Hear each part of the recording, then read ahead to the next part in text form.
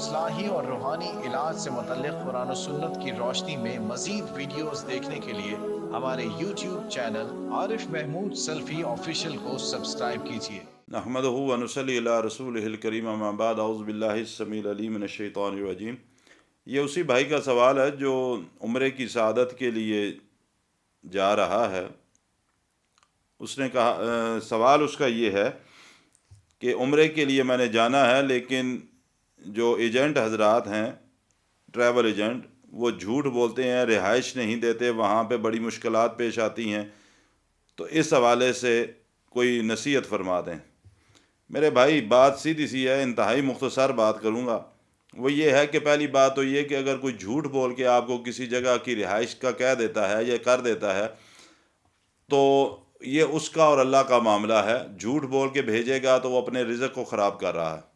ایک بات۔ دوسری بات یہ ہے، اگر اللہ تعالیٰ نے آپ کو توفیق عطا کر دی اور اللہ نے آپ کو سبب دے دیا ہے کہ آپ وہاں تشریف لے گئے ہیں، تو پھر جس طرح کی بھی مشکلات سے دوچار ہوں ان کے اوپر صبر کریں۔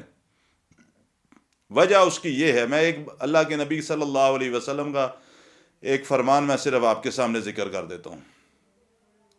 آپ صلی اللہ علیہ وسلم نے فرمایا، امام مسلم رحمہ اللہ اللہ کے نبی صلی اللہ علیہ وسلم کا فرمان نقل کرتے ہیں کہ آپ صلی اللہ علیہ وسلم نے فرمایا کہ جو شخص سفر کی مشکلات برداشت کر کے وہاں پر آتا ہے، میرے شہر میں آتا ہے، یعنی مدینہ المنورہ میں آتا ہے، اور وہاں پر اس کو رہائش کے حوالے سے، کھانے پینے کے حوالے سے یا کسی حوالے سے بھی مشکلات پیش آتی ہیں، تکالیف آتی ہیں، اور وہ شخص ان تکالیف کا سامنا کرتے ہوئے صبر کرتا ہے، برداشت کر لیتا ہے، شور نہیں مچاتا۔ کیونکہ میں نے تو وہاں پہ ایسے لوگوں کو بھی دیکھا کہ اگر کوئی ٹریول ایجنٹ وہاں پہ مل جائے، نہیں تو فون کر کے احرام کی حالت میں ہوں گے، ان کو گالیاں بھی بک رہے ہوتے ہیں۔